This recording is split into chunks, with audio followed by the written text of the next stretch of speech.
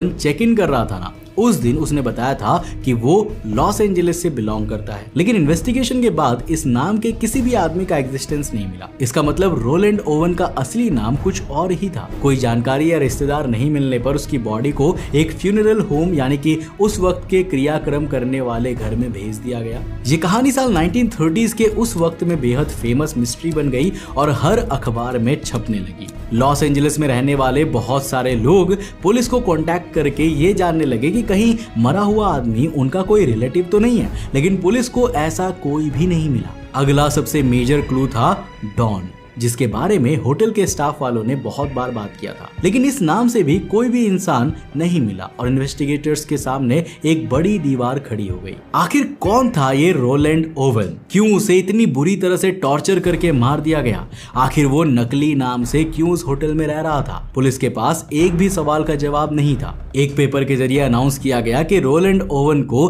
3 मार्च के दिन Kansas city में ही दफन किया जाएगा। उस वक्त अचानक ही उस फ्यूनरल होम में एक अनजान आदमी का कॉल आया, जिसने कहा कि वो पैसे भेजेगा ताकि फ्यूनरल को सही तरीके से किया जा सके। इस कॉल के बाद ओवन का फ्यूनरल कुछ दिनों के लिए रोक दिया गया। 23 मार्च 1935 के दिन उस फ्यूनरल होम में जब न्यूज़पेपर आया तो उस पेपर के अंदर बहुत सारे पैसे भी थे। किसी ने तो ओवन के फ्यूनरल के लिए पैसे भेज दिए थे। इसके साथ ही एक कंपनी के जरिए उस अनजान आदमी ने फ्लावर्स का भी अरेंजमेंट किया। उन फ्लावर्स के साथ एक नोट भी था जिसमें लिखा हुआ था लव फॉरएवर फ्रॉम लुई। जाहिर सी बात थी कि ये एक नकली नाम था, क्योंकि इस नाम का कोई भी रिलायबल आदमी पुलिस को नहीं मिला। अब टाइम में ना थोड़ा आगे साल 1936 में जाते हैं। रूबी ऑगलट्री नाम की एक औरत बर्मिंघम में बैठी अमेरिकन वीकली का न्यूज़पेपर देख रही थी जब उसने अपने बेटे का फोटो पेपर पर छपा हुआ देखा। ये फोटो और किसी का नहीं बल्कि रोलैंड टी ओवन का था। न्यूज़पेपर वाले इस मिस्टीरियस डेथ पर अब तक स्टोरीज बना रहे थे। रूबी ने तुरंत पुलिस वालों को कांटेक्ट किया और उन्हें जानकारी दी। रोलैंड टी ओवन का असली नाम आर्टेमिस ओगलट्री था और वो साल 1934 में